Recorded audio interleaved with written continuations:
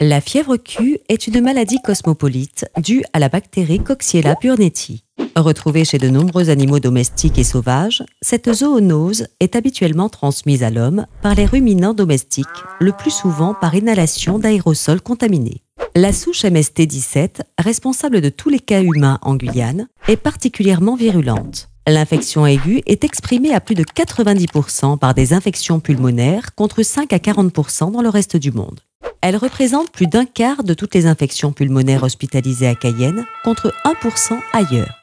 Le taux d'incidence annuel de la fièvre Q est ainsi le plus élevé au monde.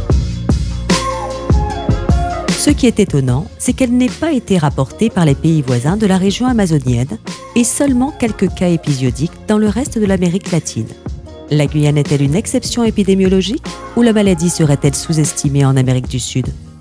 La répartition spatiale en Guyane est inhabituelle, avec une majorité des cas en milieu urbain, à Cayenne et ses environs.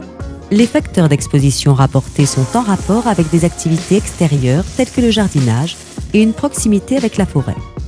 Les individus originaires de France métropolitaine sont plus souvent touchés que les autres communautés vivant en Guyane. En 2013 est revenu le premier prélèvement PCR positif à Coxiella burnetii chez un animal, le paresseux. C'est alors que le paresseux a trop vite été considéré comme le réservoir animal de la fièvre Q en Guyane. Ainsi, de nombreux autres paresseux ont été prélevés et analysés, et aucun d'entre eux n'était infecté. Enfin, des sérologies positives chez certains marsupiaux et la découverte récente de fesses de cabillae positives à Coxiella burnetii suggèrent un cycle selvatique de transmission plus large dans la faune sauvage. En Guyane, le médecin doit savoir évoquer la fièvre Q devant toute infection pulmonaire et la recherche par 2 sérologies à 15 jours d'intervalle.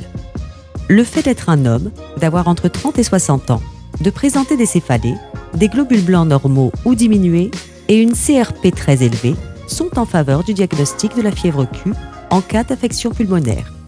Face à un tel tableau, la doxycycline doit être presque systématiquement prescrite en association au traitement habituel. Ensuite, si le diagnostic sérologique est confirmé, le bilan doit être complété par une échographie du cœur et par un suivi tous les 3 mois avec prise de sang pendant 1 à 2 ans. En effet, l'évolution vers les formes persistantes font toute la gravité de cette maladie. Et une endocardite, c'est-à-dire une infection des valves cardiaques, peut survenir, en particulier chez les patients ayant des anomalies préexistantes de ces valves, qui doivent donc impérativement être recherchées. L'évaluation des connaissances des médecins généralistes sur les pneumopathies ainsi que l'étude des séroprévalences de la fièvre Q dans la population sont en cours. Cela devrait permettre de mieux comprendre la portée de cette maladie sur tout le territoire et d'adapter la sensibilisation et la formation au contexte guyanais. Finalement, alors qu'en 1935, le docteur Derrick lui a donné en Australie le nom de fièvre Q, Q pour Kerry, inconnu en anglais, près d'un siècle plus tard, en 2018, la fièvre Q n'a pas dévoilé tous ses secrets.